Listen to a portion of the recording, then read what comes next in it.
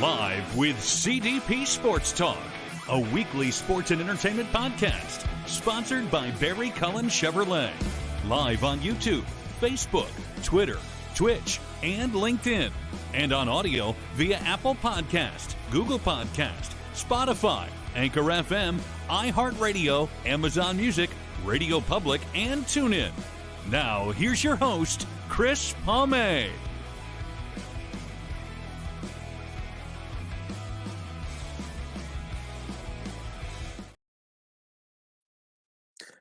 Good evening, everybody. Welcome to Season 5, Episode 55, and overall Episode 275 tonight, live with CDP Sports Talk on this Saturday, May 13th, 2023. I hope everyone is having a great evening, and I'm just glad to be able to do this podcast show again. As always, Live with CDP Sports Talk is sponsored by Barry Cullen Chevrolet Dealership at 905 Woodlawn Road West in the Guelph Auto Mall. Check out barrycullen.com for the newest selection of new and pre-owned GM vehicles, or check out their website at barrycullen.com, or give them a call at 519-824-0210, or email them at info@barrycullen.com as well. Speaking of Barry Cullen Chevrolet, spring into summer with a 2023 Chevy Equinox, 3.99% financing for up to 60 months. Eligible Costco members can receive a $750 bonus on select SUVs as well. And just to remind you guys, Live with CDP Sports Talk is on weeknights from 8 p.m. to 9 p.m. Eastern on WQEE 99.1 FM in Metro Atlanta, the home of Southern Talk and Sports. And I want to say thank you to Ryan O'Neill, their station manager, for having my show on his station 4 to 5 nights a week as well. And I'm looking forward to my guest tonight. I'm really excited about my guest tonight. He's a friend of mine, and he's also the co-host of the Argos Bounce live audio show on Twitter Spaces during the CFL season for the Toronto Argonauts. This is his second appearance on my show, and he is a season ticket holder for the Grey Cup champion Toronto Argonauts, and he's a lifelong CFL fan as well. And his name is Nick Small, and he's my guest tonight. Nick, how you doing, buddy? I am doing great, Chris. I've been dying for weeks to talk to someone about the Toronto Argonauts, our fantastic Grey Cup run, and just the opportunity to hype things up for this upcoming season. It doesn't happen very often that we come off a Grey Cup win and have so much momentum rolling in to defend it, as you've seen by our trend where we win kind of one every 5 years and sort of go into a slump. This might be one of the few times where we come from a Grey Cup stronger with an opportunity to win a couple more. So I am super excited, man. Yes, I was at the walkthrough yesterday at Alumni Stadium at the University of Guelph, and I did get to talk to a couple of players, Ben Holmes and Spencer Nichols, who's a fullback. Ben Holmes is a quarterback, and also got to speak to CFL Hall of Famer, 7-time Grey Cup champion Mike Pinball Clements. And that was brought up too, that the organization would like to get some stability, because after their last 3 Grey Cup wins, it just went downhill. And I said to Mike, it looks like you've kept most of your coaching staff intact, most of your core is intact. And I said, that's pretty good considering you're a Grey Cup champion, because anytime you're a champion in any sport, teams want your coaches, they want your players and stuff. And I really thought, Mike, I told Mike, I think you guys did a really good job. And it also helps with fans too, because when I was growing up in the 70s and 80s, the team started getting good by 82 again, but people knew the Argonauts: Holloway, Mentor, Greer, Don Moen, Lance Chomick, Hank Olisic. And that's what this organization needs. Obviously, with free agency, you can't keep everybody every year, but people will now start getting used to these players. And I think the franchise is on the right path with the way they're going. Nick, thoughts? Yeah, it's huge. It's very rare that a championship team keeps as much of that coaching staff together. I think the only big change is John Murphy coming back in, and Jim Barker moving out to be with the TSN panel. And then player-wise, of the 45 players they had starting for the Argonauts in the Grey Cup game. I have it down here. Only 9 of them are not returning, and probably the most impactful departure is, of course, quarterback McLeod Bethel-Thompson.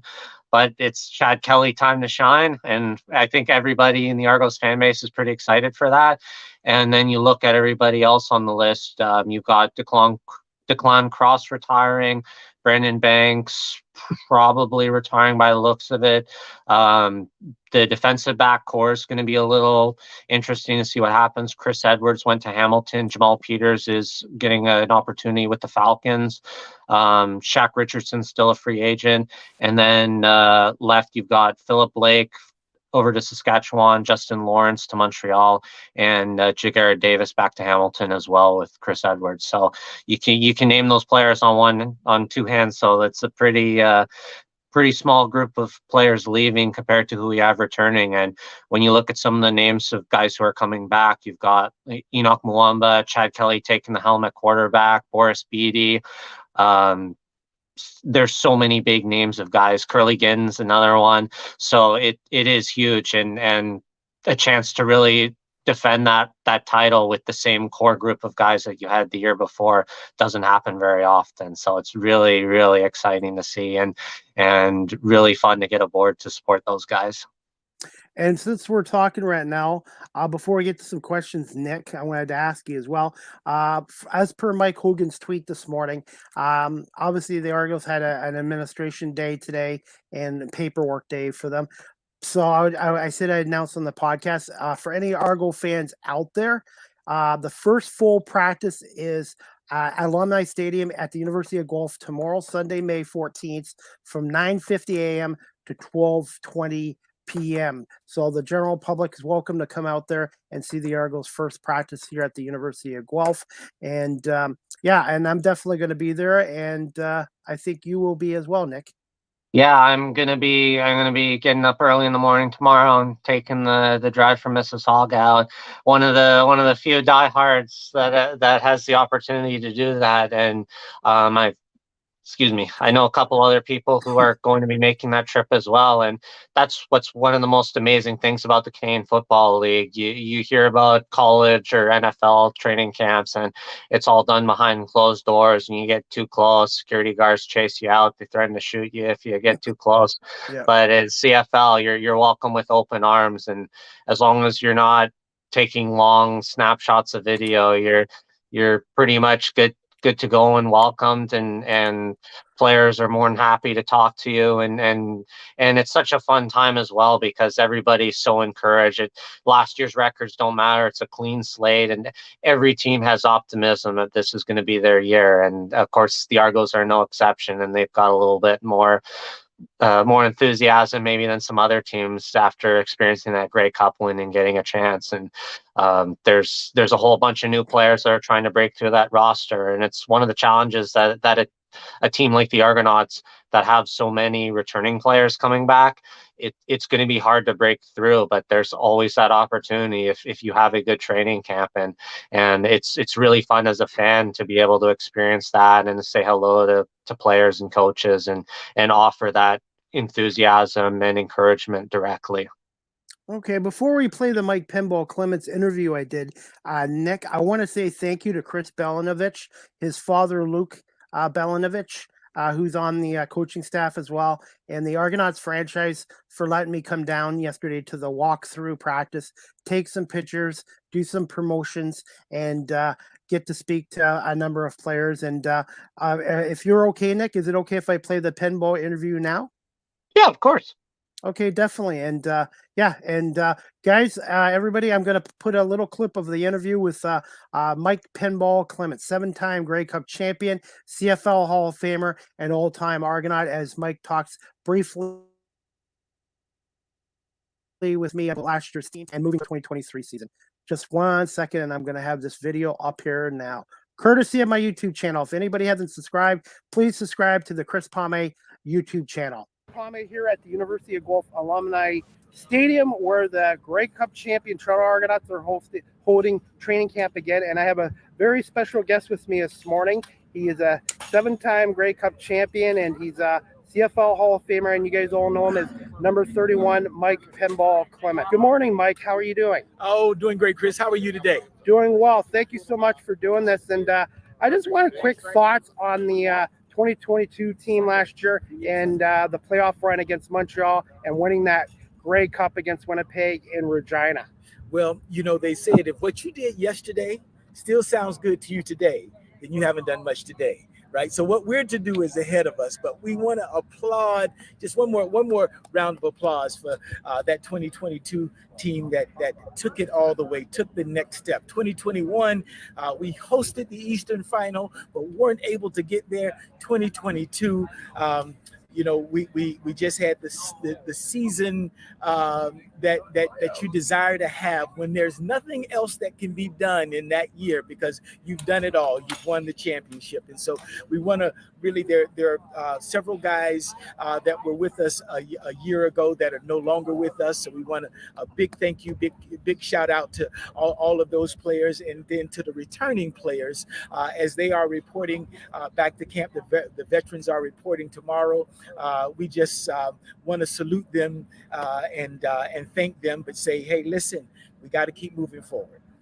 I was going to say, quick thoughts on McLeod, Bethel, Thompson, and now Chad Kelly's taken over the reins as quarterback of the Toronto Argonauts. But McLeod is not just a tremendous quarterback, but a tremendous person. To know this guy is to love him, and so he did such an incredible job, and it's so important to him. It means so much. And as you see Chad Kelly come behind him, right? You can feel some of the energy that he possessed, but Chad has a different kind of energy. He is more excitable. He is got maybe he has this almost childlike approach at times. We talk about that energy. Sometimes it's great to be childlike, not childish, yes. Right?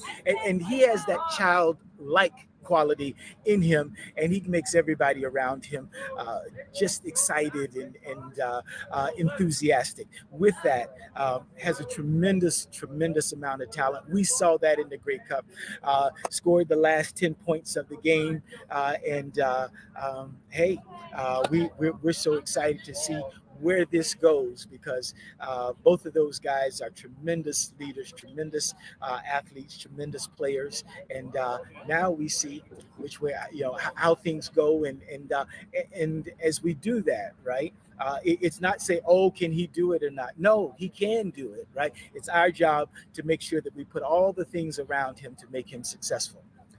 What did you think of the off-season moves at your free agent signings and keeping the core together, and also the CFL draft adding to your team? How difficult is it to try to keep a defending Grey Cup champion coaching staff and roster in place nowadays? Well, when you think of bringing our entire coaching staff back and the number of changes that had occurred in the last couple of years, the previous staff when we came in and we didn't we only renewed one of them, and that's Kevin Ivan, or only one of them chose to be back, and that combination there, and then after the 2021 season, we had about half of our staff. Then this year, all of our staff has remained in play, and that's something that really creates a continuity. It solidifies us as a ball club in terms of our players coming in and being in familiar territory, the number of guys that we've brought back, and then the excitement around a few of the new guys. We're going to have a really, really solid football team. Okay. And I'm going to wrap this up in a minute, Mike. What's your thoughts on the 150th anniversary of this great franchise, and also the 40th anniversary of that 83 Grey Cup team that brought back the Grey Cup to Toronto for the first time in 31 years, which I got to see with my late father, and it was an 18-17 win over BC on a Cedric Mentor touchdown at the end of the game. Well, I have to bow there, right? Because 1873, right? 1873 was our start. That's when we were really originally a rowing team. that played rugby during the off season to stay in shape. And there's only a couple of years in the 1890s that we didn't take the field, other than the war years and the pandemic, right? And that was because all of the rowers had pull muscles, right? And so when you think about the history, the amount of history, and that 83 team is probably the most historic, the 31-year drought from 52 to 83, and the fandom, the glory that we found in that victory. It's important for us now to just keep that energy and keep moving on, and to be able to get to 150 years, you got to do a lot of things right. Definitely. And I'm so happy you guys went back to this boat logo. I grew up with that. It reminds me of my dad as well. Now, Mike, for someone who's never been to an Argos game or a CFL fan quickly, what would you tell them why they should come down to a game at BMO Field, or even the preseason game here June 1st at 7 o'clock against Ottawa at Alumni Stadium here in Guelph? To go to an Argos game is to find a friend, not just one, but a whole stadium full of it. It is the camaraderie, the energy, all of those things that you get when you play the game, not to mention the most exciting game there is. Okay, Mike, I want to say thank you so much for doing this, and I want to wish you and the Toronto Argonauts all the best in trying to repeat as Grey Cup champions for the first time since 96-97, which you're a part of that team as well. And that team was pretty darn special too, with Doug Flutie and the late Don Matthews and all the great players on there. I want to say, Mike, thank you so much for doing this. All right, thank you so much. Appreciate it. That's okay. Go Argos. Anyways, that clip was courtesy of my YouTube channel. And I got a pinball hug at the end of it too. I'm just Pinball's such a special guy. He's so well spoken and so knowledgeable. And you look at how, when you asked him right at the beginning about winning that Grey Cup championship, and as he was saying, it's you want to thank all the members of that team who have moved on for their contributions, but you also have to be constantly forward looking and trying to build this team forward to the next one. And it's a little reason why I keep flipping the camera a little more to the side there, if you haven't noticed. Everybody's got a great pinball story, and I'm glad you've got one to add to the collection as well. Yeah, he caught me off guard with the hug at the end, but and then he was apologizing. I said, "No, Mike, I don't get a pinball hug all the time." And I said, and that's what I love about this organization. Everybody, they say friends, but I call it Argo family. And Pinball Clements talks to me like he's known me for years, and it's just, I even said, look, if you guys ever need a media guy or whatever you need me to do, I would love to be a part of this organization. And I'm really so grateful for the media opportunities I have with this team. And I look forward to trying to come down to as many games this year as a season ticket holder. And I'm going to be doing a game or two as a media member as well, Nick. Any other thoughts on the interview with Mike? How many GMs do you expect to have reach out and hug you after an interview? I can't think of many other, even in the CFL. So, just really, really special. Absolutely. And like I said, anybody out there, if you haven't subscribed to my YouTube channel yet, please subscribe to Chris Palme Live with CDP Sports Talk as well. And I have a couple more interviews, guys. I'm going to play on my podcast shows coming up this Monday and Tuesday as well, with a couple of the Argonaut players. And again, guys, Argos first practice open to the public tomorrow, University of Guelph, 9:50 a.m., not p.m. to 12:20 p.m. as well on Mother's Day. Nick, I'm going to start asking you some questions and see what you get your thoughts. The first one I wanted to ask you, overall thoughts quickly again on the 2022 Argonaut season and winning their 18th Grey Cup in franchise history over the two-time defending champion Winnipeg Blue Bombers, and that crazy ending of the Grey Cup at Regina, Saskatchewan, Mosick Field. Yeah, well, at the end of the day, they accomplished the goal that they wanted to, and they got out there. It was such a wild season. I think coming into this year, there was the sense among some of us who followed the team closely, knew that this was a team that had that potential to do it. And I know for myself personally and a couple others, there were people really pulling for McLeod this year. And they got there. They had that win they got over the hump in that East final win against Montreal. And heading into that Grey Cup game, of course, Winnipeg was the favorites coming in, but that's what's so wild about the CFL and this Toronto Argonauts, especially in these Grey Cup games, having not lost one since '87, I believe it was. 87. So they've been able to pull it out, whether or not. I guess God must be a Toronto Argonauts fan or something, because it was definitely one of the most insane ways to win it. For me personally, it was a huge thing because my father was in hospital, and we ended up watching in the hospital room on one of those dinky little tiny old style box TVs that are as big as a brick. So it was really special for us to unite over it. And I hadn't even really spent much time dissecting or rewatching the game until just 2 weeks ago. And rewatching it, like, I was almost on the verge of tears from how crazy a game it was, and how, like, I remember watching it then and being stunned that they were even able to come back. But then it's crazier watching it again, knowing that they came back to be able to win that game. It was one of the most wild things. And from some of the things like Chad Kelly having to come in and with McLeod's injury to his hand, and being able to the return, Javon Leake saved his best return for the most important game, bring it to about, was it the 40-yard line or so, and having Chad Kelly make that mad scramble and slide for 22 22 yards, more than that.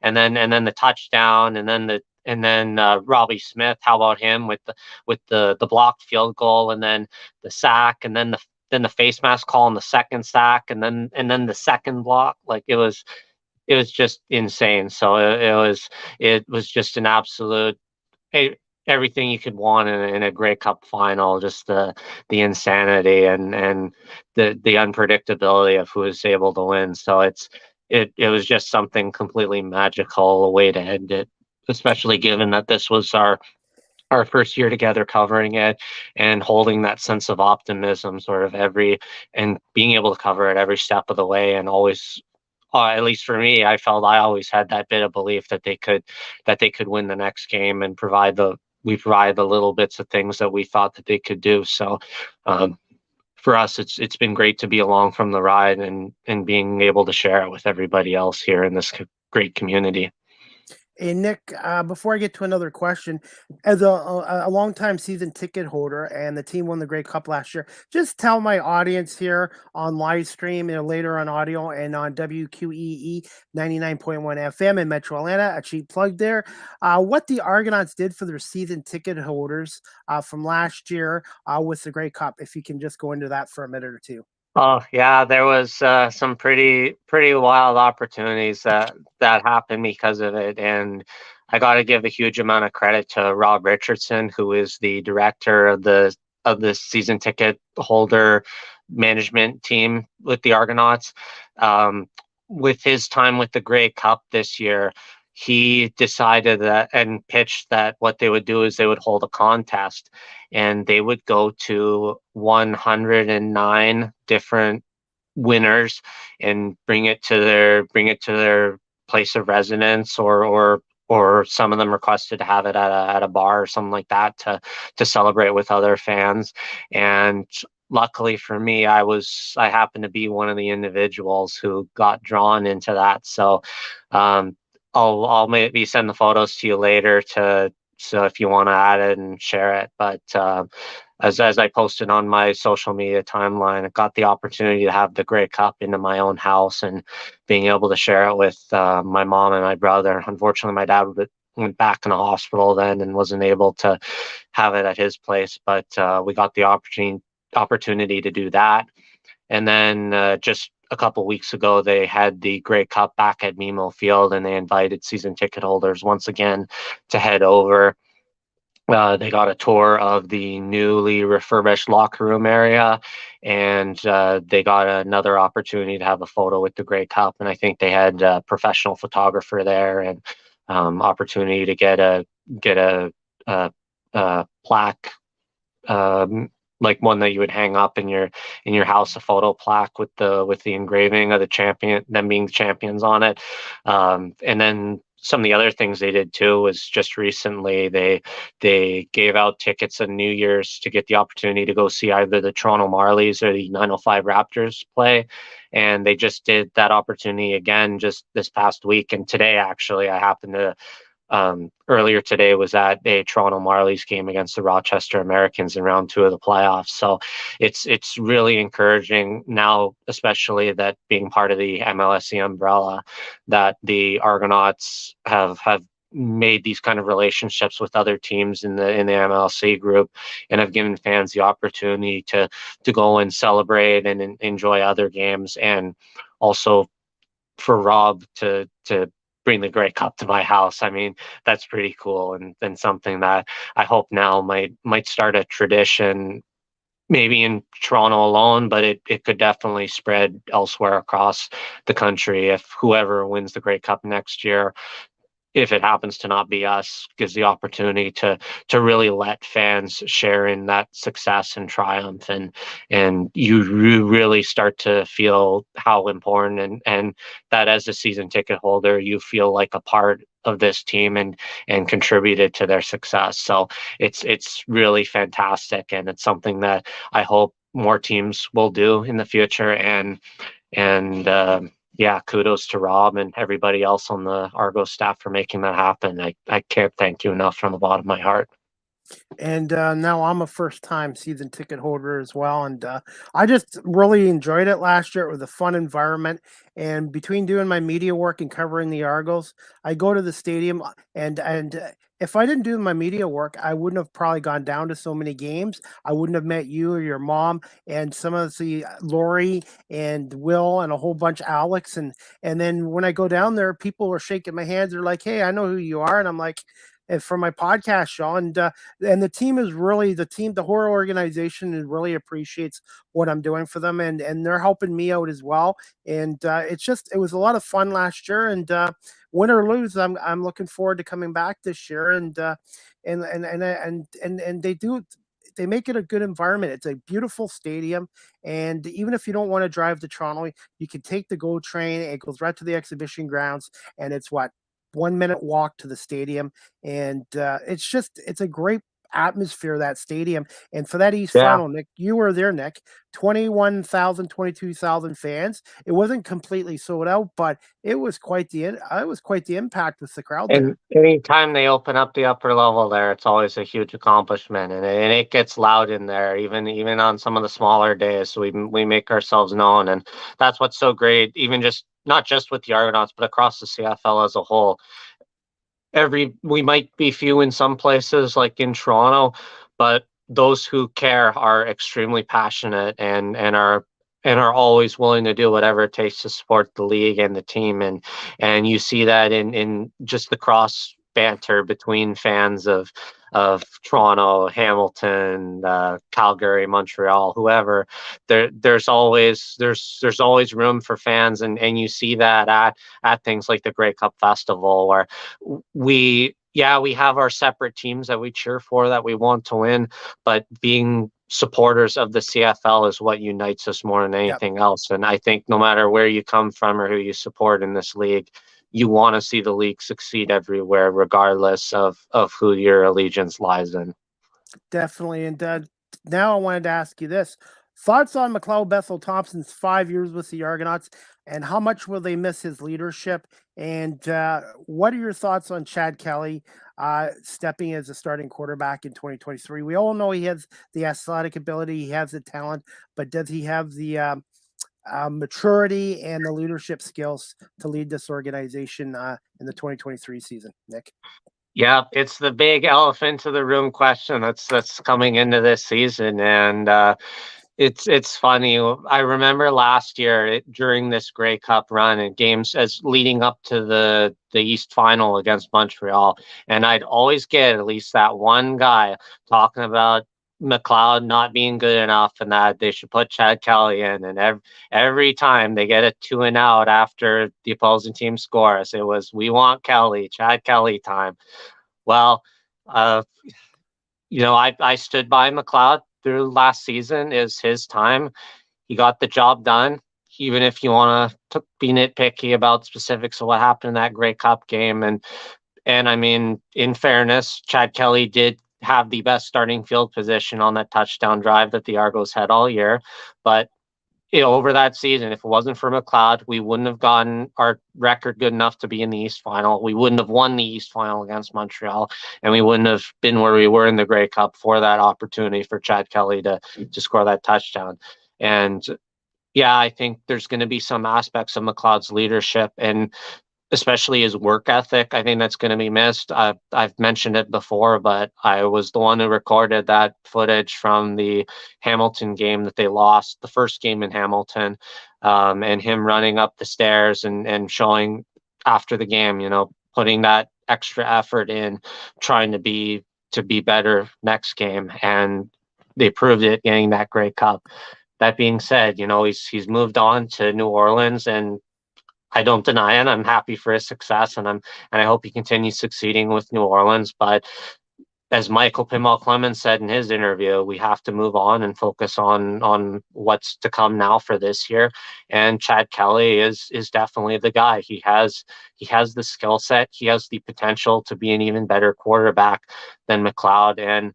And I'm kind of glad McLeod's moved on in the sense that it gives that opportunity now for Chad Kelly to really shine. And it's funny because while everybody was talking McLeod during the year and telling him every game it seemed at home how much better Chad Kelly was than him, from the rest of the league, you look at CFL Reddit and you hear posts from other teams and really way too early power rankings that fans are coming up with. And the Argos are right off down in like 6th, 7th, 8th in some spots, being like, well, yeah, a lot of players are coming back, but Chad Kelly's unproven and he's not going to do well. So it's the complete opposite from what everybody in Toronto says. And maybe that comes from the Bills fans coming up and believing in Chad Kelly more than some others might. But for the rest of the league, they're kind of writing us off because Chad Kelly doesn't have the tenured experience, especially in a league where every other team pretty much has a seasoned veteran in. And I think when you compare it to Hamilton especially, they've overturned almost half their complete roster, including their quarterback, with Bo Levi Mitchell coming in off probably one of his worst years since he became a full-time starter. So I quite like the situation we're in, and I firmly believe in Chad Kelly to do the job. My one concern is, for the people who over last year were telling McLeod how bad he was, Chad Kelly's your guy now. You have to back him up. That's all I'm going to say on that. But I'm always going to stand by who our quarterback is, and I believe in Chad Kelly this season. Okay, and some of the other ones is Ben Holmes and Cameron Dukes. And who's the fourth quarterback on the roster right now? I only got 3: Kelly, Holmes, and Cameron Dukes. I know they signed someone else out of training camp. My notes don't have it here listed, but I think it's pretty well likely that Ben Holmes is probably going to be the number 2.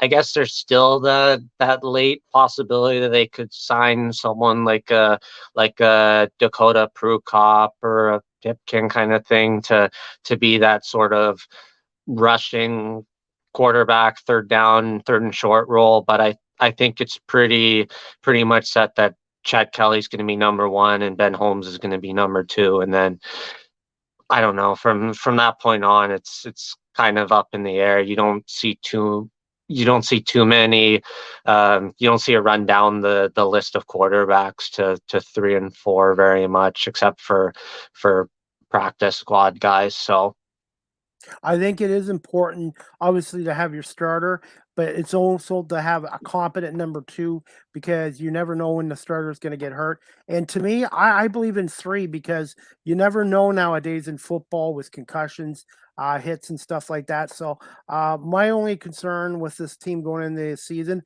obviously, I do feel comfortable with Chad Kelly as a starter, but Ben Holmes is still on unknown factor, and Cameron Dukes as well. So I guess we'll see what happens. And if the Argos feel the need, I'm sure they'll try to maybe get a veteran quarterback as a number 2 or 3 if they have to.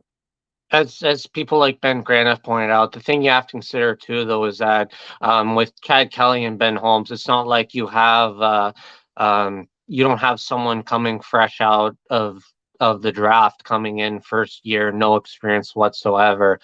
Yes, there's that nervousness that they haven't played too many games, particularly Chad Kelly, as he's only played that one Montreal game that didn't really affect the standings. But in they're not 21 or 22, they're I think 28, so they've both got a number of years being on the CFL rosters and have had a lot of opportunities to be mentored from guys like McLeod.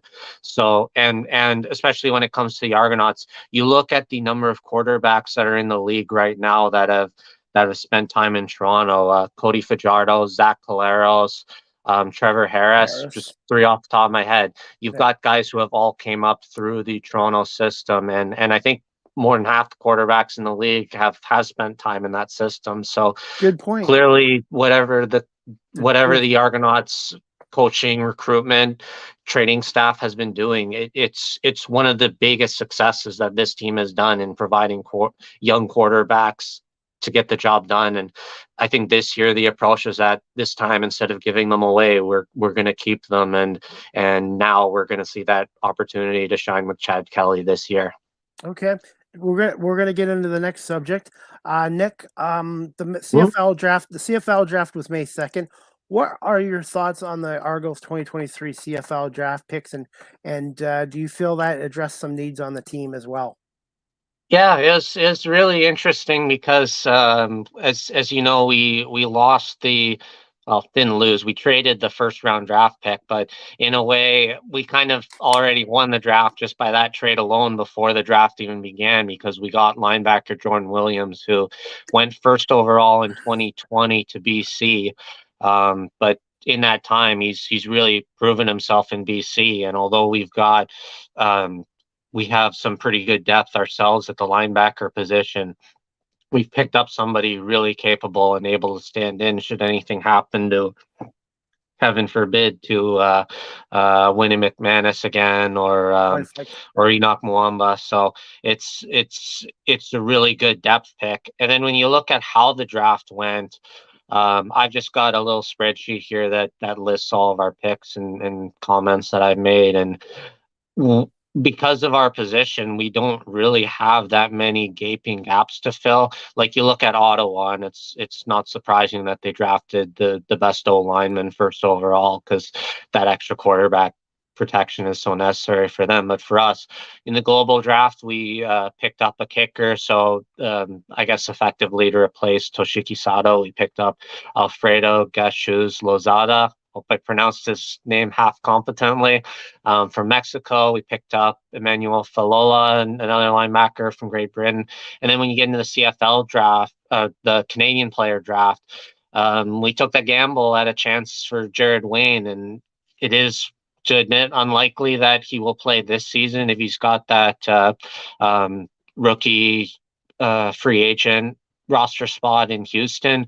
But if he comes down to Toronto, or up to Toronto, I guess in this case, he could probably be one of the top receivers in the league out of the gate just by his athletic ability alone. And I like that ability to take risks and to pick someone like that, whereas any other team has to pick someone to fill a position spot probably immediately. What do you think, Chris? I like it, and the one gentleman I interviewed, Spencer Nichols, was the Western Mustangs.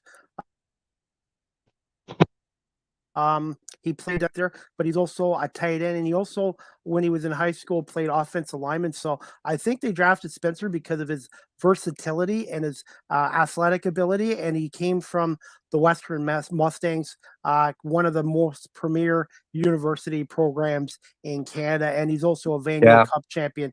And I think he'll be good as well. And like you said, overall, I think they did okay on that as well. Yeah, I hate to say it as a Laurier guy, but Western does put out some pretty good players, and especially with Declan Cross retiring this year, that fullback position is wide open, and Spencer Nichols, maybe he's the answer. They did also acquire Super Mario Villamazar, Laurier guy, so I can plug in his name there. They got him from BC out of free agency, so he's also in that fullback position. And as we've seen with Dinwiddie's system, you don't see a lot of fullback or tight end play except in short yardage. But what's so valuable in this league is that blocking ability, and Villamazar definitely has that from BC. And Spencer Nichols, if he can get mentored that, I think right now. Again, a benefit in Toronto's position. They can try different guys out at that position and see what sticks or not. So if Villamazar can't do it, then you've got Nichols or vice versa. If I'm going to plug in Laurier, guys, I got to plug in the guy who wins the award for the most difficult to pronounce name, Ife Onyamenam. Not Ife Onyamenam, if you try to pronounce it in all short consonants. Laurier guy at linebacker. He's a potential guy who I guess could come in maybe on special teams. At least that's what Ben Grant said was more likely to happen rather than playing the linebacker position full. I think if we're talking about things that are sort of concerning from the draft, there isn't anything to me that stands out too in particular, except for one, we've got a lot of linebackers. I think I counted 13. So to be fair, you want to keep the pipeline churning with new guys to replace, because you don't know how many more years you're going to get out of Enoch or Wynn. You don't know what's going to happen with guys like Trevor Hoyt or Jack Cassar potentially, especially if Enoch and Wynn are going to stick around again after that. You could see Jack jumping ship to play somewhere where he's going to get playing time potentially. So you got to keep that pipeline churning, but it is a lot of players, and we didn't draft any D linemen because our D line is in quite a similar position. But I think it's in a pretty good spot, especially when you look at the guy they picked up from Calgary. So there's I'll dig up his name in a moment, but it's important to have depth. Nick, sorry, I didn't mean to cut you off there. Depth, and that's huge. And one thing we can, I should have talked to Mike Pinball Clements too. You can have all the talent in the world, all the great plans, but one thing in a football season that's an X factor that no team can plan for is the injury factor. It's unknown, and you never know who's going to get it and when it's going to happen. So you have to always make sure you have the next man up mentality, and that's why it's so important to have depth. Even a lot of depth is key nowadays. Exactly. Florian Arimolade was the name I was mentioning before, and objectively, I think he has the potential to be better right now than Jagared Davis. And I mean, Jagared didn't have a terrible year in Toronto last year, but I don't think he was a monster like some predicted that he would be. But yeah, your point on man games lost due to injury was insane for Toronto last year.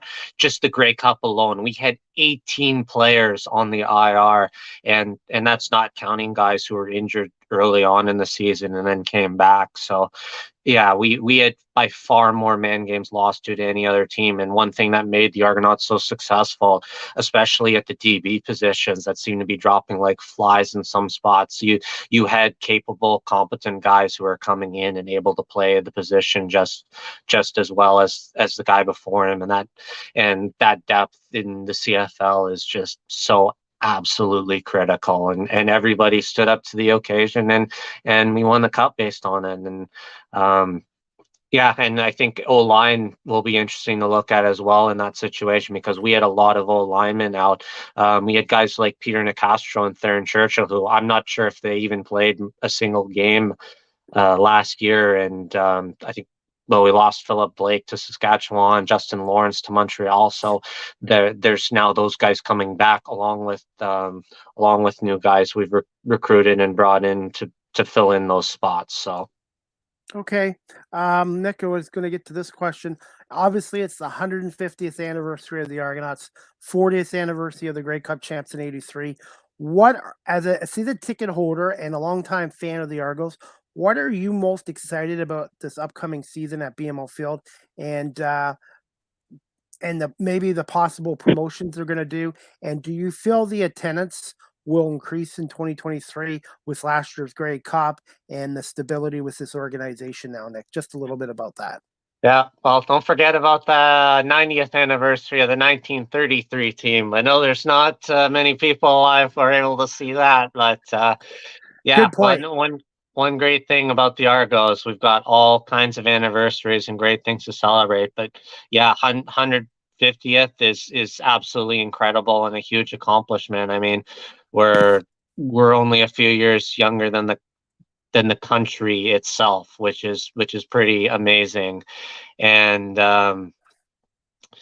yeah, there's a lot to look forward to. I think what's really seems to be the agenda this year is the teams really pushing that celebration and honoring the heritage, and we already see it where they've brought back the Cambridge blue helmets, the light blue, which I believe 1975 was the last year an Argonauts team went light blue for the primaries, and we're expecting to see it on the jerseys as well to be out on May 23rd. So it's something that we're really hyped and looking forward to. It definitely, in your interview with Mike Hogan there, it seems like they're alluding to something going on for that the 1983 team, the 40th anniversary of their Grey Cup. So hopefully this year there's going to be a lot of alumni coming out. Hogan also put an article out, I think 2 days ago, teasing the alumni reunion that came the other day. So there's a lot of enthusiasm among former players as well to try to honor their legacy, and I'm really excited to see what they have in store. I'm in sort of things I'm hoping to see. I'm really hoping that they bring back those fan giveaway replica championship rings. I don't have it here because I have mine still in the box in a little storage thing in my room, but that was a really cool thing they did, and whether or not they decide to sell them or like commercialize them in the shop or to give them away, it would be really cool. There we go. I can see you're bringing yours out. Amazing. Yeah. So anybody who's watching on YouTube or any visual streaming platform, you can see Chris brought his ring out. Very nice Argonaut A with the shield in blue replica diamonds and the clear white ones all around filling all the other spots. It would be really cool to see what the one for this Grey Cup championship looks like. I don't think they've uploaded or given them out yet, so I'm hoping there'll be a really nice bolt logo in the center and some really good bling there. So I'm hoping that we'll get to do that again. In terms of attendance, I think we're in an upward swing. I think we've seen that we're trending in the right direction ever since the COVID drop, and championships always draw more fans in. And I think the way that this team has tried to outreach more into the community to try to be more inclusive and to try to reach out to other sporting organizations, it's giving them that opportunity to really grow the team and to grow support, and we're seeing it, and especially as fans like yourself and myself keep promoting all the great things that this team is doing and rewarding members with extra bonuses, opportunities to these VIP experiences, to get the Grey Cup brought to your house.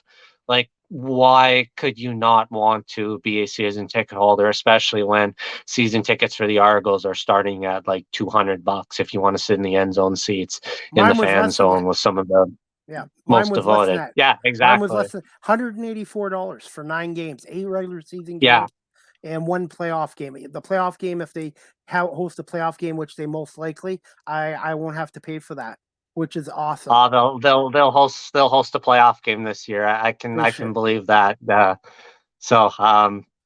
it's just so many amazing opportunities, and you really feel rewarded as a fan. And when the people who run the season ticket management team there Rob Richardson is the head, but the people who work under and do that, your individual account manager, they're all super personable. They all show up to games. Sometimes I've seen them at away games when I've been in Hamilton, and be able to share a drink with them and chat and just really support the team. Like they're fans just like you and me. So it's amazing to have their support, and for everything that they contribute, you feel rewarded and welcomed, and yeah, what more can you want? If you want the best value in the city for a membership for a team, and a team that wins championships and gets out of the first round more often than not, go for the Toronto Argonauts.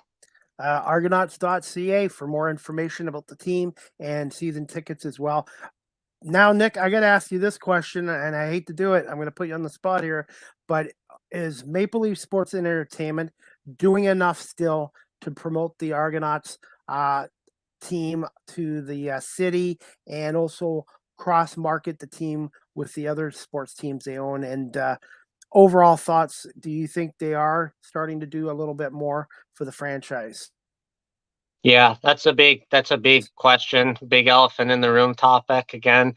But yeah, I think overall they're starting to trend in the right direction. If you're looking for more takes on it than just myself, Sarah Sad, she did a video just recently talking about that issue and trying to grow the CFL brand as a whole, and she aims that question at Toronto as well. And I think, as we've seen, the problem that we have is in a city like Toronto that's super multi-ethnic, multiracial, and diverse, you can't keep bringing fans in that are above their 40s and look like you or me.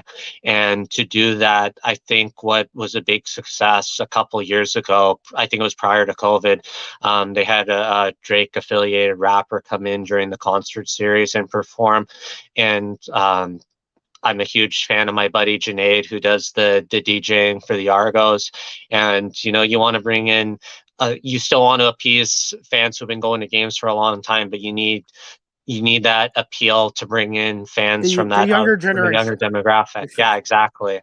So, and I think they're starting to trend in that direction, and you're seeing that really well with cross promotions, and the championship certainly doesn't help. Going to the Marlies game today, I got at least 3 people going out to me and, hey, there's somebody who supports a team that actually wins. So it's pretty fun, and it's drawing attention, and you don't want it to just be up to fans like you or I, but as a team, I think this cross promotion, I think it's a great idea that they're giving us fans opportunities to go out and to share our experience with fans of other MLSE teams, and encouraging them, letting them know, hey, if you've got season tickets for the Marlies, you get 25% off Argos season tickets on top of the already absurdly cheap rates. So things like that, letting people know in on these details. We might be beyond the point where billboards are kind of the thing, as much as I like to think that having some sort of mobile visual thing might draw fans. I'm starting to be more open up to digital advertising, to sort of 21st century stuff. Definitely, I think they went in the right direction where they had those interviews with guys like Chad and Enoch in the little kiddie pool at their feet in the water, asking fun Q&As, doing those kind of things that are. I've always found a challenge with football is that a lot of times you don't really know a lot about the player behind the helmet. You see them at the games, and then unless you're a fully committed fan like you or I, you're not going to recognize Enoch or McLeod or whoever from when they have their helmet off. So being able to have these sort of personable events of them together and promoting it does what's necessary to draw more attention to the team, to how amazingly approachable these players are to talk to, and getting their attendance at games.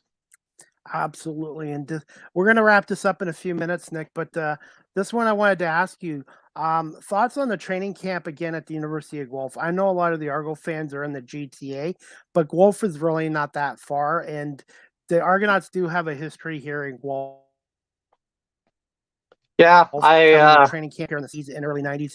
So just thoughts on the training camp at the University of Guelph, and as a fan that's in the GTA, what's your thoughts? Yeah, sorry about that. Quite brief leg spike there. But yeah, I mean, for me as a Mississaugian, it is sometimes a little out of the way, but I'd also rather travel west towards Guelph than east downtown, or if it was somewhere in like, I don't know, Oshawa or Kingston. I think west is the way to go.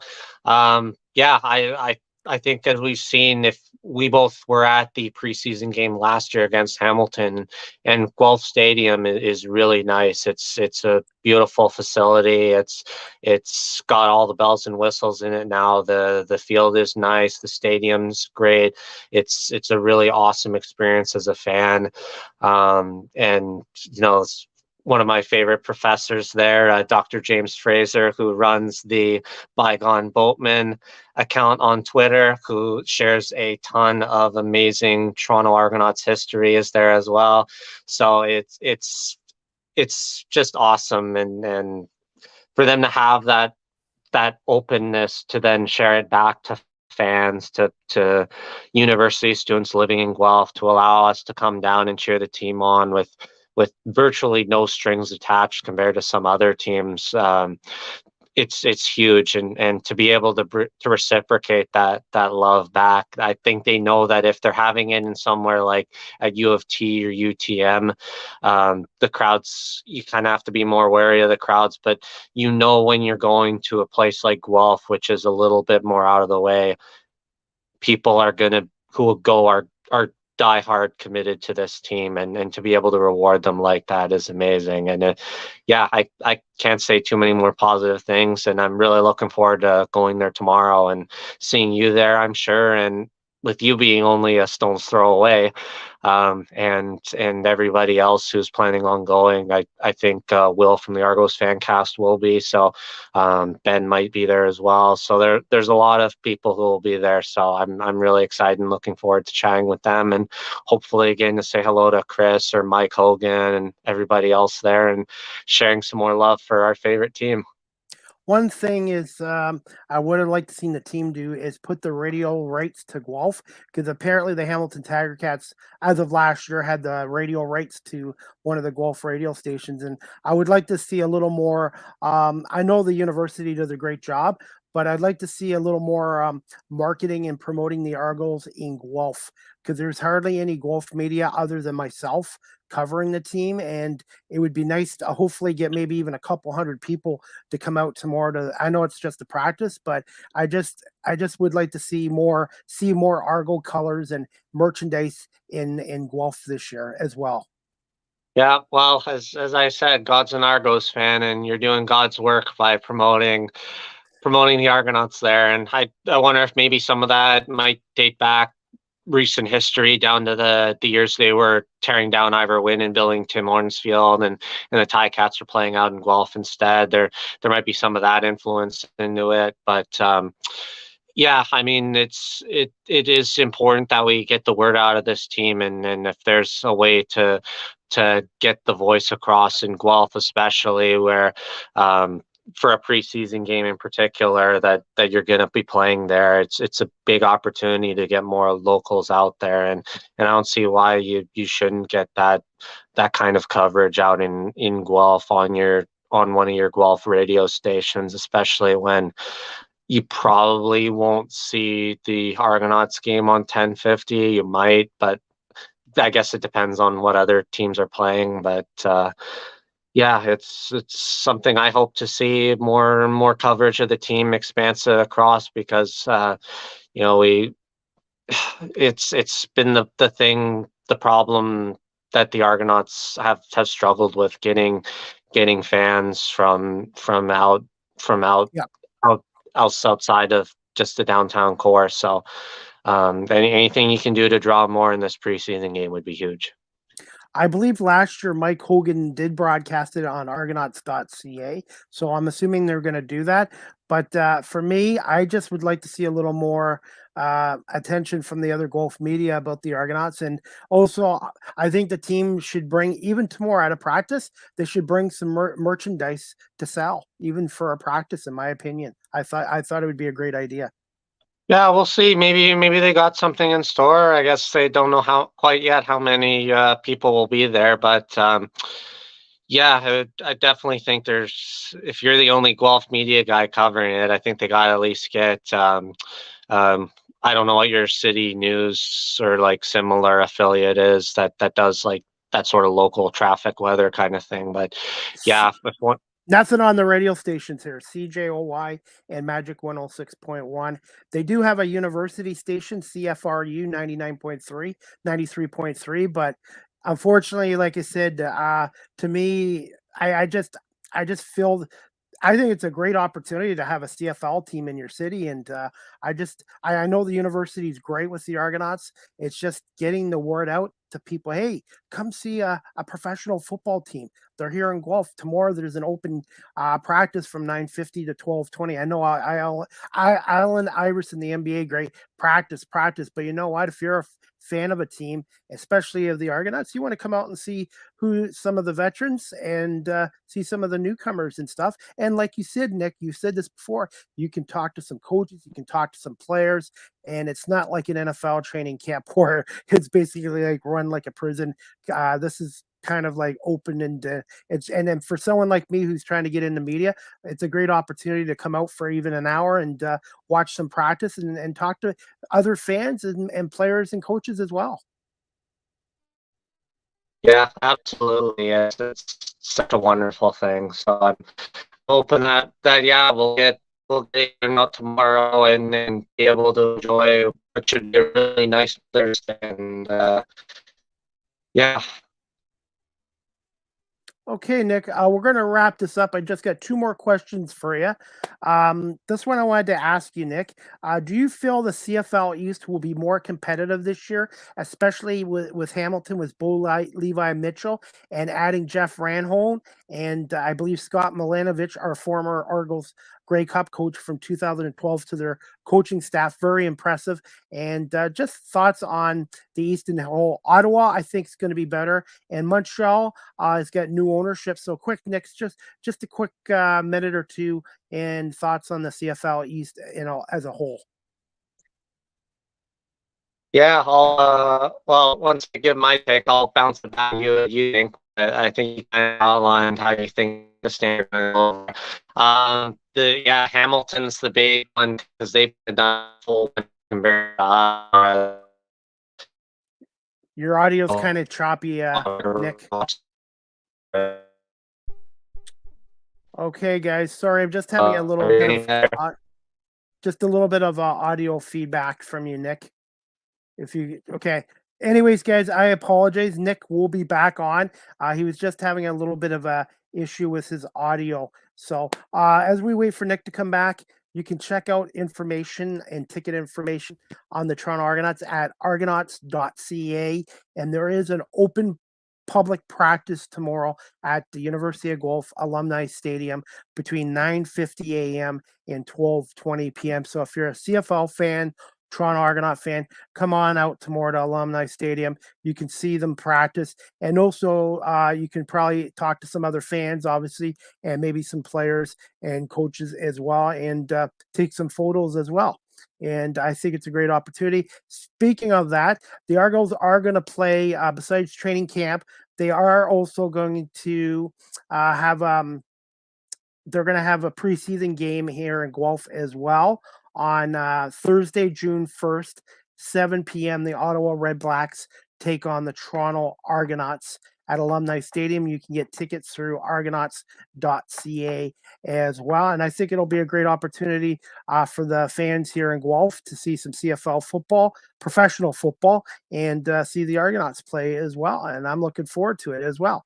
Guys, Nick's just having some technical difficulties with his phone, so bear with us. Also, guys, just to let you know, the Argonauts home opener will be on Sunday, June 18th, 7 p.m. on TSN and TSN 1050 radio, as the Argonauts will host the Hamilton Tiger Cats at BMO Field and raise their 18th Grey Cup championship banner as well. And I'm looking forward to being there for that game as well. And guys, you guys can get season tickets from the Argonauts through argonauts.ca. And I got my season tickets this year for end zone seats.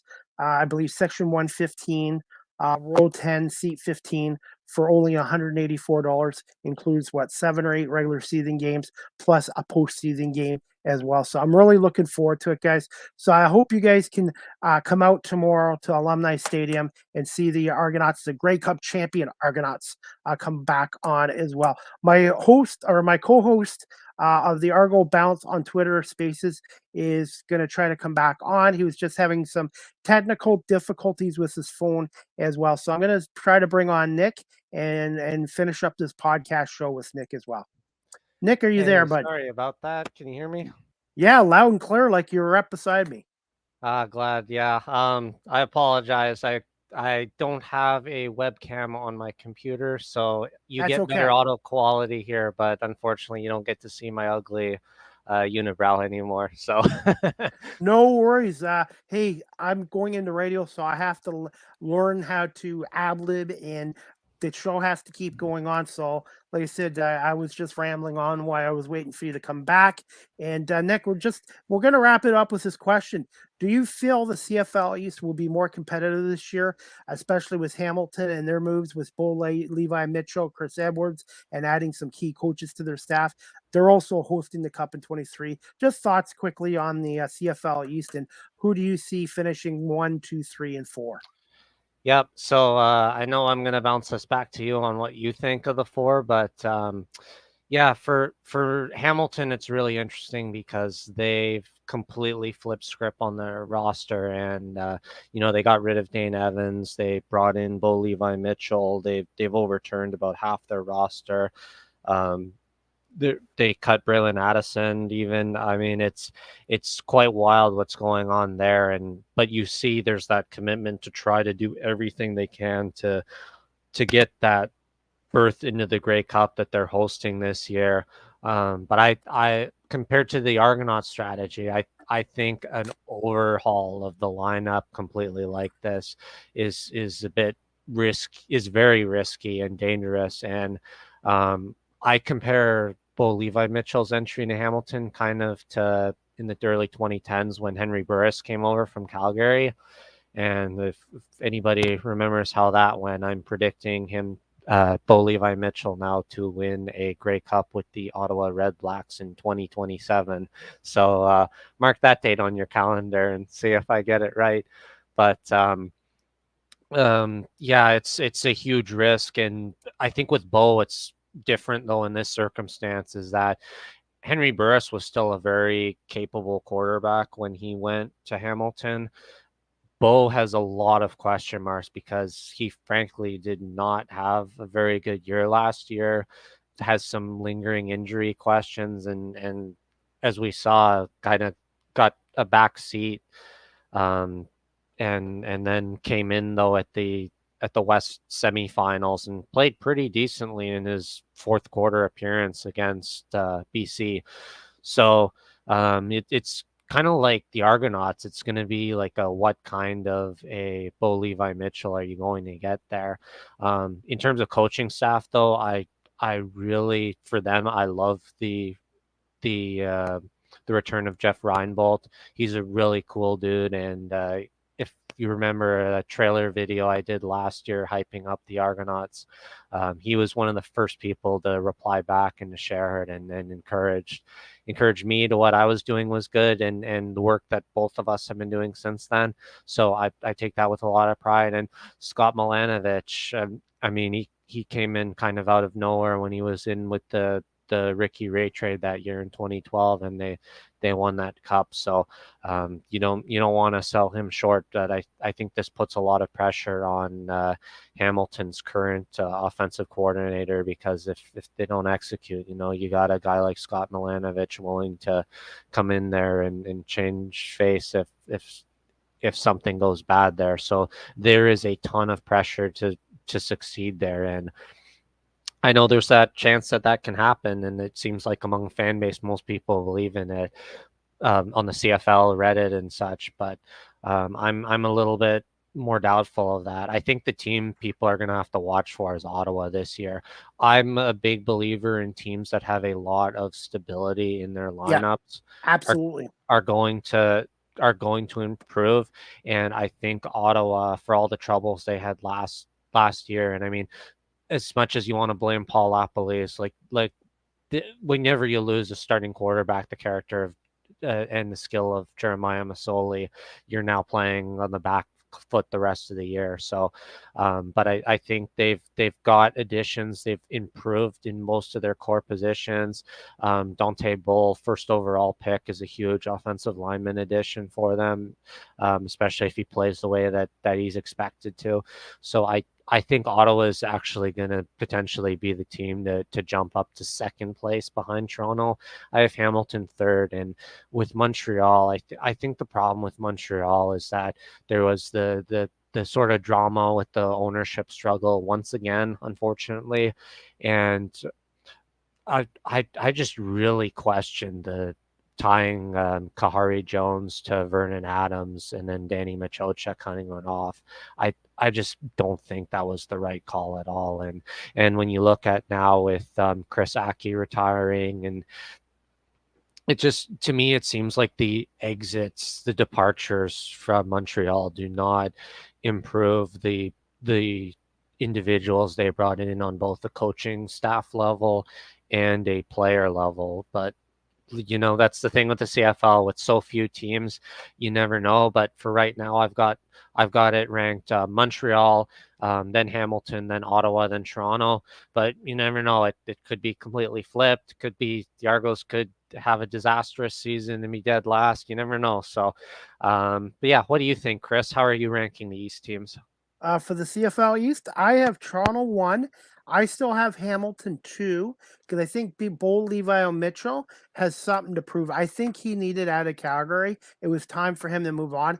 And I think he's going to be motivated to show Calgary that he's still a good quarterback. So I think Hamilton, I like their coaching staff. And I think Toronto 1, Hamilton 2. I think it's going to be close. Ottawa is going to be 3. And I think they're going to be over 500 if they can stay healthy. Montreal, even with their new ownership, I think it's going to still be fourth. Now on the CFL West, Nick, and then we'll go back to you about your CFL, exclude them as well. Number 1, you got to go with the Winnipeg Blue Bombers. I think they're capable of going to a 4th straight Grey Cup. So I think they're still the team to beat. BC lost their starting quarterback to I think the Jacksonville. I can't remember where he went to, but I know Rourke went to Jacksonville. They lost him. That's huge, but I think BC is going to finish second. Calgary is going to be third or possibly second. Edmonton, I think, will be fourth, and I think Saskatchewan. I know Green Nation's not going to like me, but I think the Rough Riders are going to finish 5th place in the CFL West. Nick, thoughts on the CFL West? Yeah, it's super challenging to predict the West because there's so much shakeup across the board there. The one with the stability seems to be Winnipeg, and I think you got. I was thinking whether or not this might be the year Winnipeg might regress, but I don't think that's going to happen. I still think they're going to find a way to sit first by the end of the day and sort of cruise to that first spot in the second half of the season. Among the rest of it, I still find it hard to doubt Calgary with the systems that they have in place and the people they've brought in. So I put Calgary second. Third, so you're between, I think third is probably going to be BC. I don't know about the Vernon Adams coming into BC full time. I'm still have some doubts on it, but they've got a really good defensive core, and they do have that chemistry with Adams and his receivers. So I think they'll be able to squeak up to third. And I'm actually going to put Edmonton above Saskatchewan. And okay. Yeah, that's kind of the big difference I have. I think Edmonton is progressing like Ottawa in the right direction with a lot of stability. And some new individuals that can only make the team better. The Geno Lewis acquisition, I think in particular, is huge. But I think with them, they have a bit of a quarterback in question as well. And then, I feel bad stomping on the watermelons, but Saskatchewan. I don't know if bringing in Trevor Harris and Philip Blake and is going to be enough. That's the thing. And it's like, for all the people who have called McLeod last year the worst quarterback, um, if we're talking about someone who's been everywhere across the league but can't seem to do it, it's Trevor Harris. So I hope he proves me wrong, to be honest, because I like the guy. But yeah, it's Okay. just with him there and Cody Fajardo going to Montreal, it's just I don't know if yet another change of scenery is going to be enough for those guys. So that's why I Okay. have those teams at the bottom. We do have a viewer comment from FM Fan Gaming. Thank you so much for watching and listening to our podcast. He says, I think the 4 games between Hamilton and Toronto would determine first. There will be either Hamilton first or Toronto first if Kelly steps up his game. I tend to agree. I think the development of Chad Kelly will determine if the Argonauts can stay in the top spot in the CFL East. But also, too, Nick, and I would say this to FM Fanning Gaming as well, is injuries. You just never know who's going to get hurt during a season. It's always an X factor. But I do agree with him. It's going to be between Toronto and Hamilton. But you just never know in the CFL, especially with Ottawa, and who knows even with Montreal. So, but I think our picks are fairly similar. But thank you so much to FM Fan Gaming for watching and for comments. Anyone else out there before we wrap this show up have a comment about the CFL or the Toronto Argonauts? Please feel free to send Nick or myself a comment before we wrap this up. Yeah, Nick? the 4 head-to-head games is an important thing to stress. The fact that we've got to play them that many times again is one big factor that I think determines whether or not it's going to be Toronto or Hamilton, and not another East team creeping into that spot, which probably hurts Ottawa potentially. But yeah, this would be my time to complain about scheduling, because I really am not a fan of, as much as the Hamilton Toronto games are huge.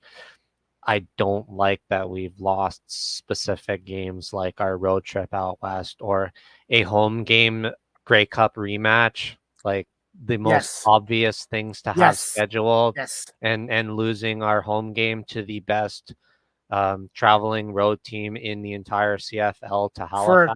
For 2 years in a row. 2 years in a row now. Yeah. So it's like those things I'm gonna gripe at. But yeah, that's a really good point about the 4 head-to-head games that, as we kind of saw last year, that sort of penciled in where Hamilton and Toronto at least were gonna sit in the standings compared to each other.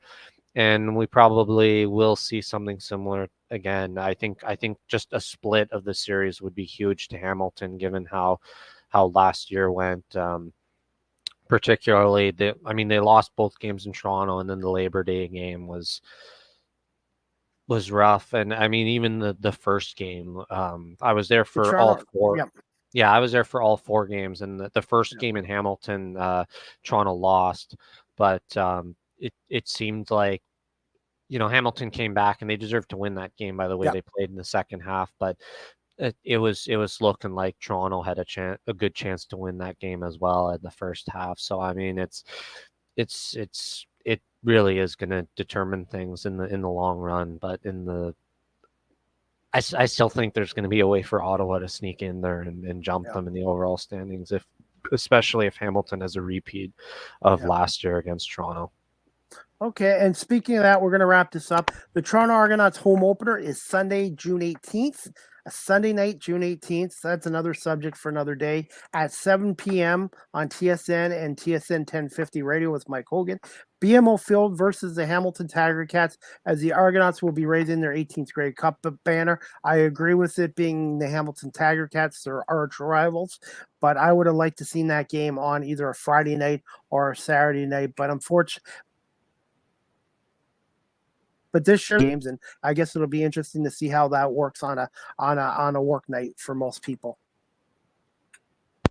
Yeah, well, you bet I'll be there. I ain't missing any Argos game for the world, so it's going to be exciting. It's, again, another thing to comment on. I think I mentioned it in a tweet the other day. It's oh no, I haven't yet. I did my research, and it is the first time, if you don't count the Baltimore Stallions not playing in '96 because they won the Grey Cup, and then the U.S. expansion teams all folded the year after. If you exclude that, the last time the defending Grey Cup champions did not play was the Montreal Alouettes when they won in 1970 and did not play the first game, and they had to bye the first week in 1971. So that's it's been a long time since that happened. I don't think it's the first time they ever did not play a home Grey Cup rematch either. But yeah, some interesting statistics there. So hopefully that'll be the end of that. Okay. And Nick, we're going to wrap this up. But for those people who are Argonaut fans, CFL fans, where can my audience, follow you and find you on social media? And do you have a website as well? Yeah, thanks, Chris. So most people who already know me, you can find me on my Twitter, which I use more often than anything else. Nick Small 38 with underscores in between. Nick _ Small _ 38.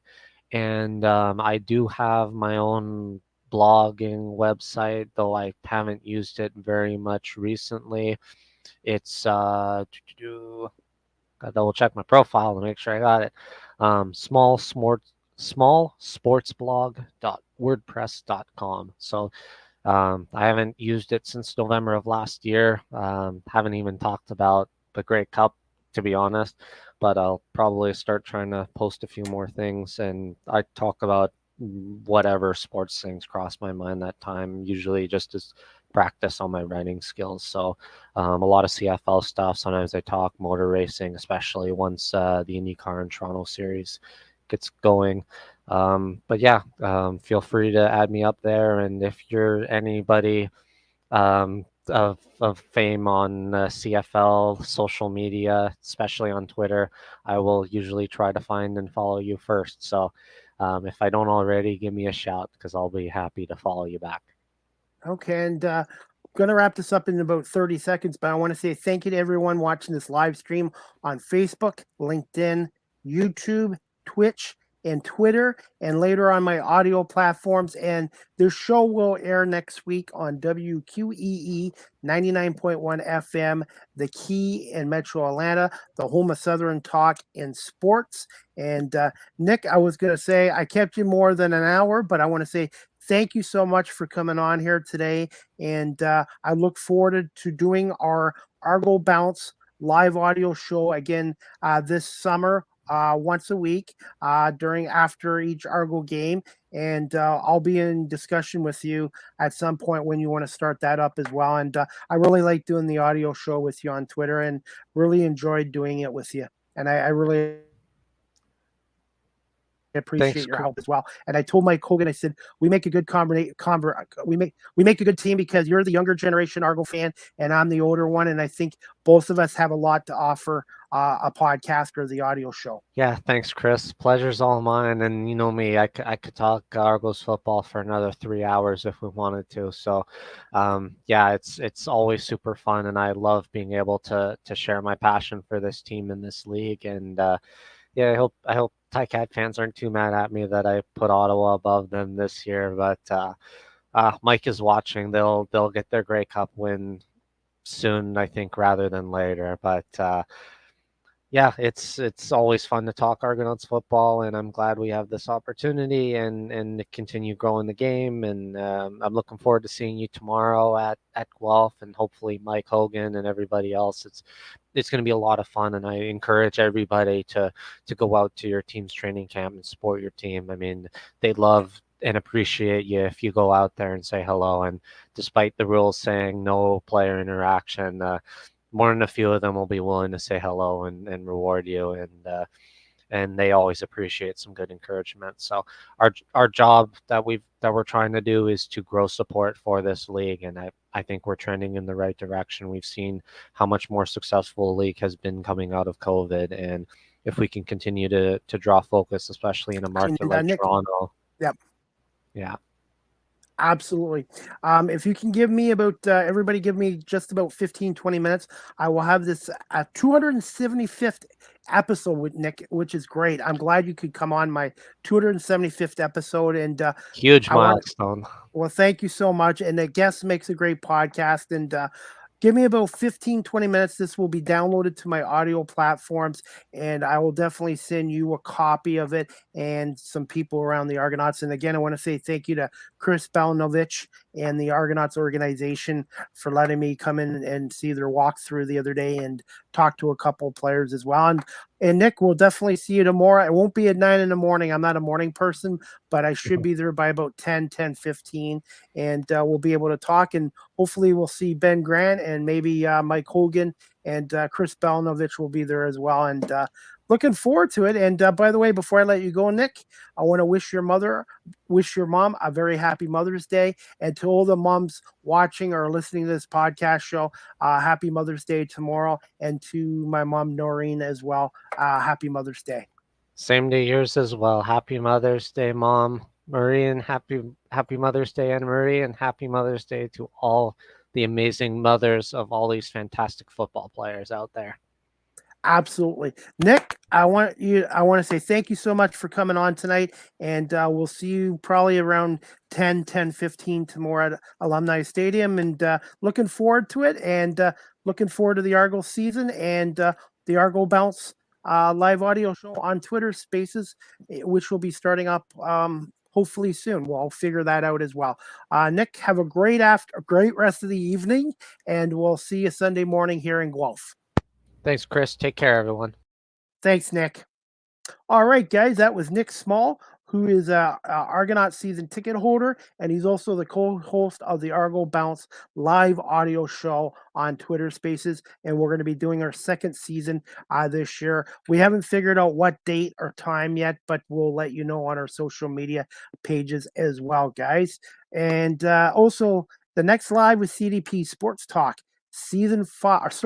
next live with CDP Sports Talk, Season 6, Episode 1, sponsored by Barry Cullen Chevrolet here in Guelph, Monday, May 15th at 11 a.m. Eastern, with my special guest, Olivia Lynn, a UK country music recording artist. So Olivia Lynn is going to come on and talk about how she got into music and her country music career over in the UK. So 11 a.m. here, Eastern time, 8 on the West Coast, and in UK time it would be 4 o'clock her time, as the UK is about 5 hours ahead of us on the East Coast. So I hope you guys can all tune into Season 6, Episode 1 with Olivia Lynn this Monday as well.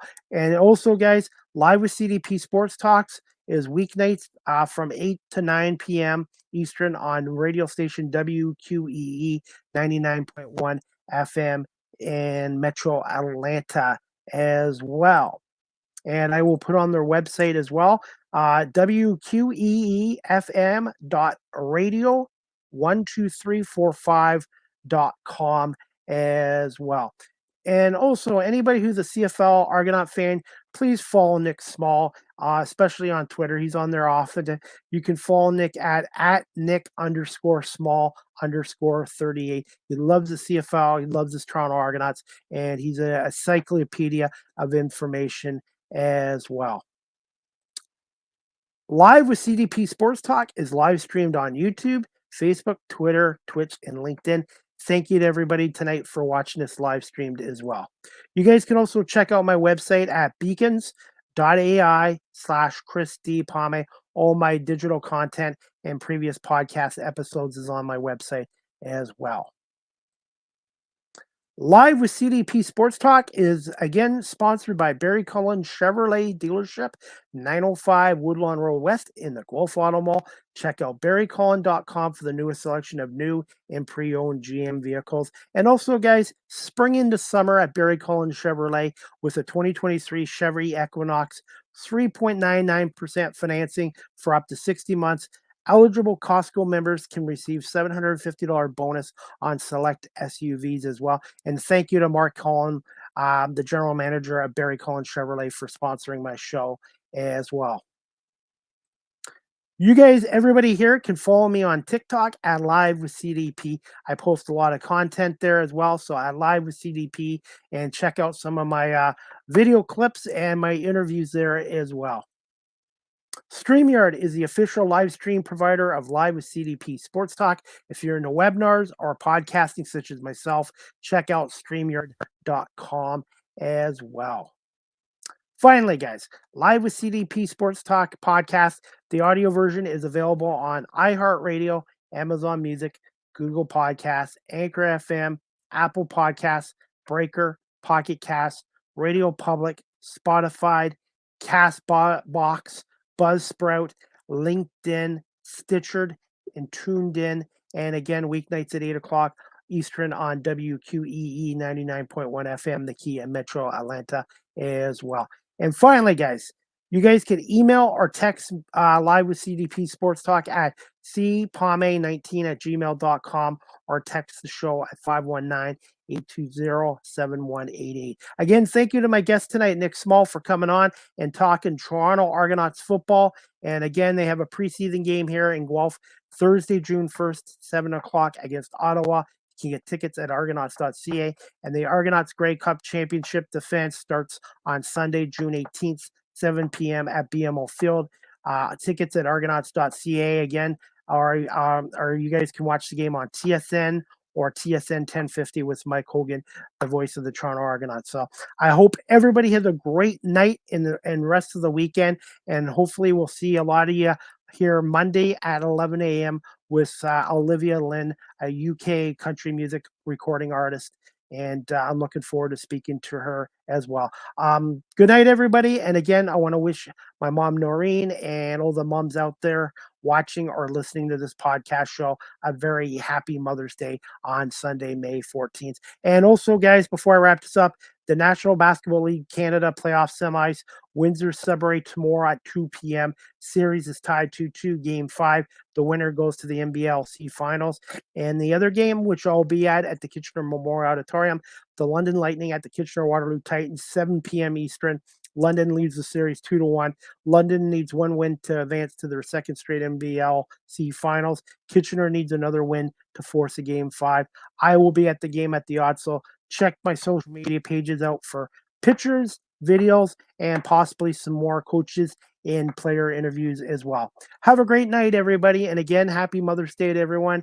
And again, thank you to everybody for watching and listening to Live with CDP Sports Talk, brought to you by Barry Cullen Chevrolet, and weeknights at 8 o'clock on WQEE 99.1 FM in Metro Atlanta.